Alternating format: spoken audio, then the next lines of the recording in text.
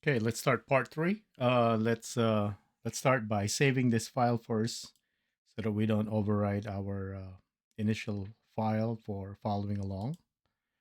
All right, so we're gonna call this one. So that'll be part three right here, and save it.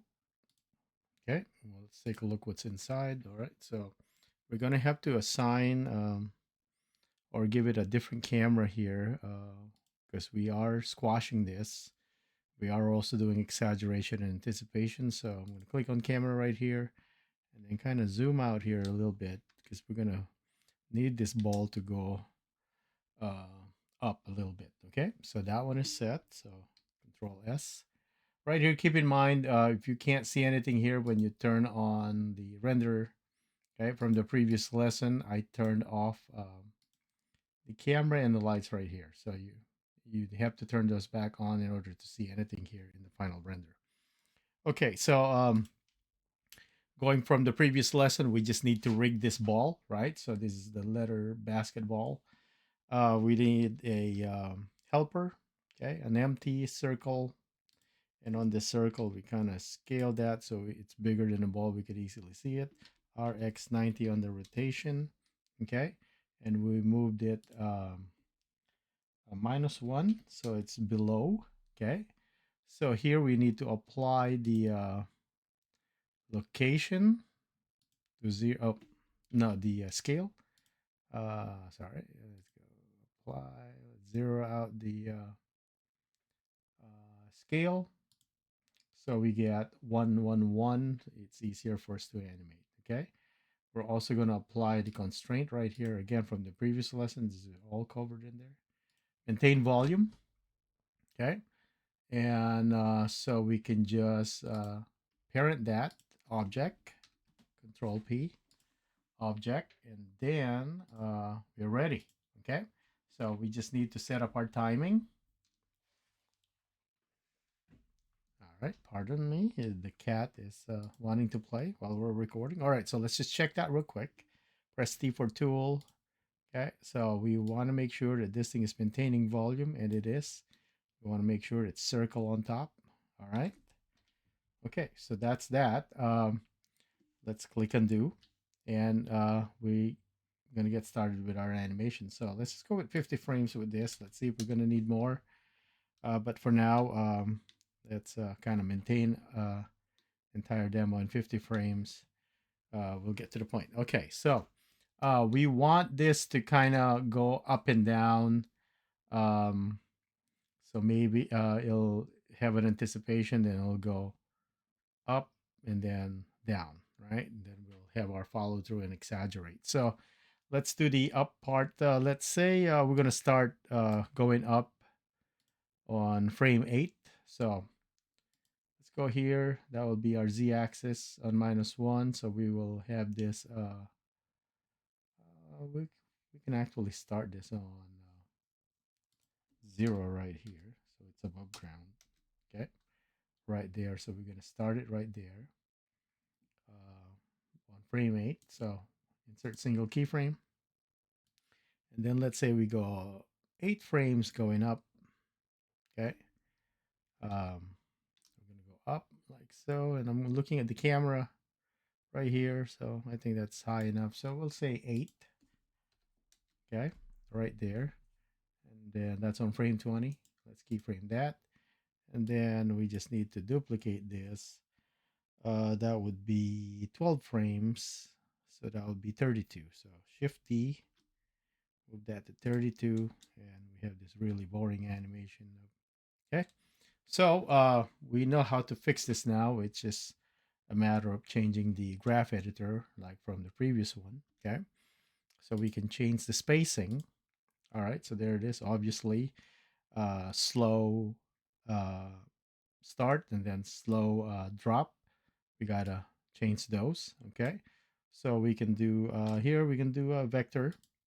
Okay. So I'll separate the handle or I want to keep that kind of straight right there. So I'm going to go free right there. Okay. So free interpolation. So I'm going to select. Let's give it a little bit of room right here Press A to select all, tilde for frame all. So we get a maximum like so. And then here we're going to go kind of like so here. Reverse this. Remember, it was kind of looking not so good with the. All right, so at least it goes up real quick. Goes okay, then again. All right, so now here we might want to GX this one. Just kind of slow that down a little bit more. I want this a little bit more kind of like this C shape function, so that there you go. So just a little bit of hang time right there. Okay. Of course, once we add all the exaggeration, that will add to it. So regarding movement, we are done with the ball. Okay. So now we just have to add the anticipation. So let's anticipate that launch. So this is principle of animation. And this is the anticipation. All right. So here we will go with our scale tool. Okay. So we want to kind of go like that. Okay. We want to scale down. All right. But I'm seeing here that our floor is below. So kind of like what we mentioned from the last one. Let's kind of position that now. All right. Let's select the floor. Okay. So it's down here. Let me bring its origin back to the center. So I have the floor selected right now. I click the selectability icon here so I can get it selected. If you don't see the selectability panel, click on this little filter funnel icon and then make sure that you have the selectability function in there. All right. So let's fix this real quick. So I'm going to go object, set origin, origin to geometry, just goes in there and center it. And then I'm going to go like so. And the cat is back. Pardon the dud. Dud. There you go. All right. Let's see here. All right, right there. Just kind of eyeballing that. Okay. And we uncheck that again so that at least, that's in there and nothing is moving. We can go back to our animation right here. Okay. So let's start with the scale right here. So that's the anticipation, right? So on frame one, no scaling on the z-axis. Which one are we keying? It's y, right? So here, when we move it, maintain volume is on y. So I'm gonna insert single keyframe right there. The reason for that is if you put z and x, the maintain volume will be restricted to that. Y gives you both x and y, so you're restricting it here, as opposed to you can do a uniform or a single axis. Okay, so let's leave it like that because that's the default. Okay, so how much of the anticipation is what we need before kind of launching? Well, we can go with, let's say, 6 right there, frame 6. So from 1 to 6. And let me change this back to dope sheet so we can see just this dots right here or keyframe. Okay, so 1, and then we go to 6. We go anticipate that, so it'll go like that. Okay, about 0.5, so really exaggerated in a way already. Okay, so let's scrub this. It's going to go like that, and then it's going to um, uh, go up.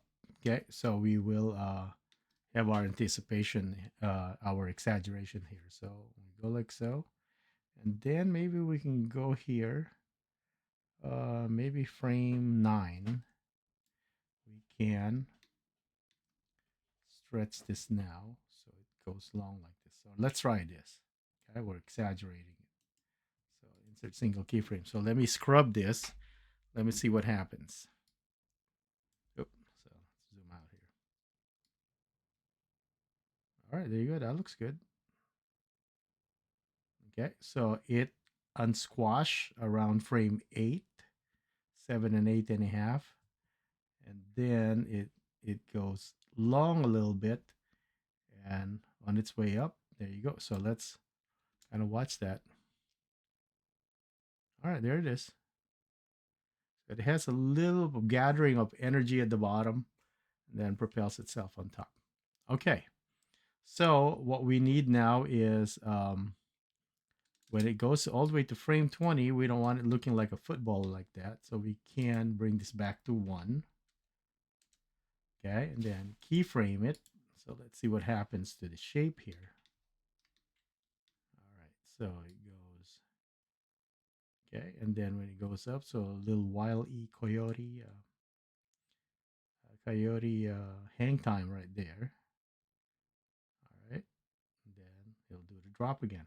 Okay, so this thing's gonna drop right there. So before it drops, we want it to kind of be long like that. And we will look at the number on the other one. Well, yeah, but you can just kind of keyframe that also. It'll give it a little exaggeration. All right, so anticipation, exaggeration, spacing at the top, then it drops. So when it drops like so, do we start kind of, yeah, I wanted to have the impact and then it'll do all the overlapping action here and follow through. Well, we get that little jello effect, okay? Because this is a very squishy basketball here that we made. So the property is not realistic of a basketball, but more on um, exaggeration with a with a character or a cartoon. I mean, you set the physics of your animation basically. All right, so let's finish that off. Right there you go. It drops. So let's say how long before it kind of shape. Well, because it's dropping, there's a lot of energy there, so it should squash pretty quick actually. Let's say 1, 2, 3 frames. Okay, so 3 frames. Let's go squash it like that. Okay, around half.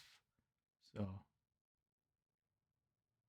right. So what's going to happen then is after, let's say another 3 frames, it'll go over 1 a little bit. Okay. Let's zoom in on this one because we might need to move these numbers here. So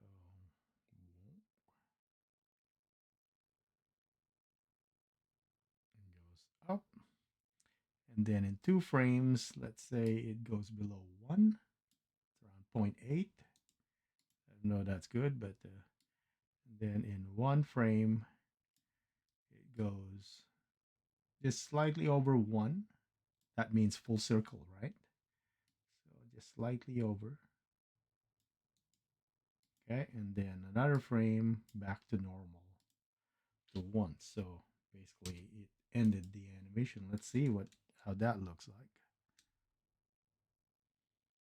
All right, there you go. Nice little jiggle. And then of course you can add some more. So right here, we added 3 frames. So what if I grab this, extend that for about a frame? It landed on 32, the squashing right here. Let's say we want to make this a little longer by a frame. So I'm going to press G, move it to 35. So it has a little bit more time to squash in. Okay, let's push that some more, maybe 36. No, that long time, it's noticeable. So let's go with this one. All right. And if you want to keep it, a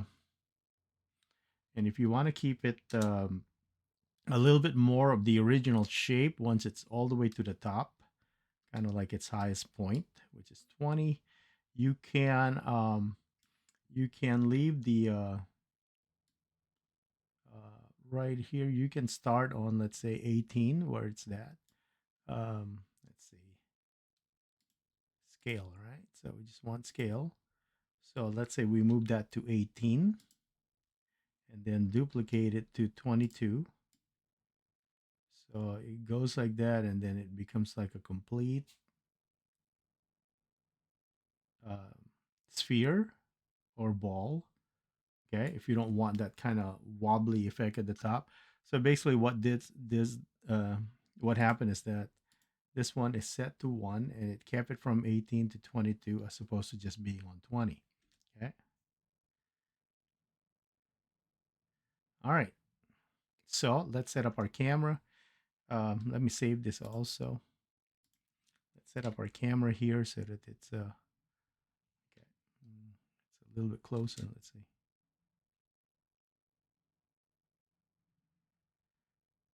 All right.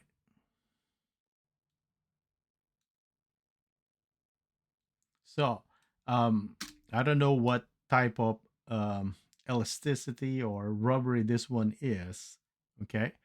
But for the purpose of this lesson, also, is that I'm going to set up the exact same thing 4 times, duplicate it 4 times. Okay. So, let's go flat here. Let's go to frame one. And then your job is to change the squishiness of this ball to 3 other different rigidity or uh, squishiness. All right. So let's kind of move this on frame one. We can have another one. I guess you can do it on the rubber ball. Okay. So we'll enable that. Just one. And where's the rubber ball here? Okay. So rubber ball selectability. Okay. We're going to move it right here or over here. Okay, so here all 0, 0, except for -1 right here. Oh no, 1. Is it 1? Yeah, 1. And then we'll move it right here. Okay, we're going to add, sorry, apply the location. Oh, this will be the delta. So we'll leave it like that. So you're just worrying about the z. So we'll put -4. Let's not mess with the delta. Well, we can. Okay, so gives it 0, 0. And does this have oh yeah, so there's no empty on this one. All right. So your job is to animate the rubber basketball. So we'll, I guess we got to make a little bit of recomposition here. Okay. All right. So framing still good. Okay. Your job is to animate the rubber ball here along with the letter. But this one, you give it your own personality. Okay. So make it a little bit rigid, make it super exaggerated, totally up to you. Okay, but make sure it just fits within this one. We're going to lock the camera right here, so I'm going to undo that so you can't possibly mess this up. And when you are done, you need to export this. So let's export. So make sure EV, ambient occlusion, screen space reflection still on, which it's still on. We go to output. HD is fine. Everything here should be fine. 50 frames is fine.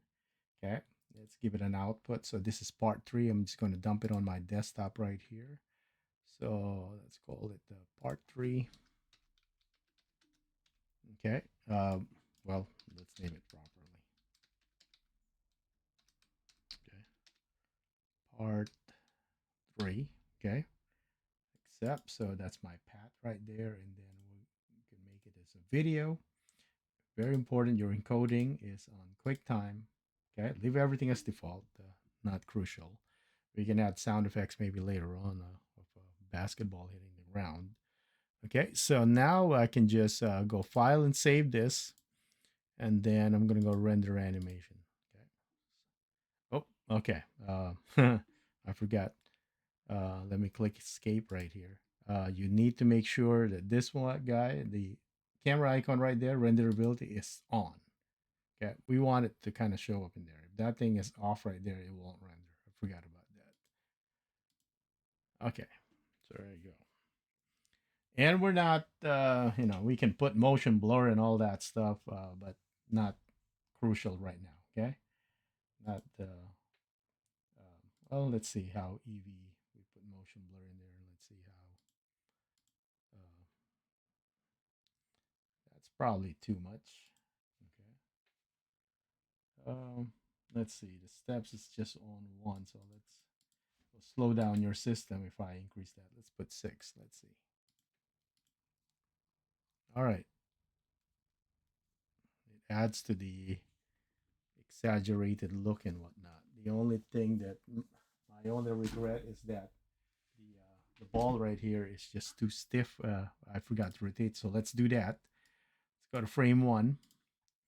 Let's do some rotation on this. Rotate it like that, and then not affect the ball because it's so that we're not seeing kind of like the stripes, you know. All right, let's go. Animate. Render this one. Let me stop the playback. Let's go with animation. All right, there we go. We can even animate it kind of rotating, I guess, if we want to. All right, but for now, that'll work with what we need. Let's play the animation. See if I can grab it and put it over here so we can play it a lot better. All right. So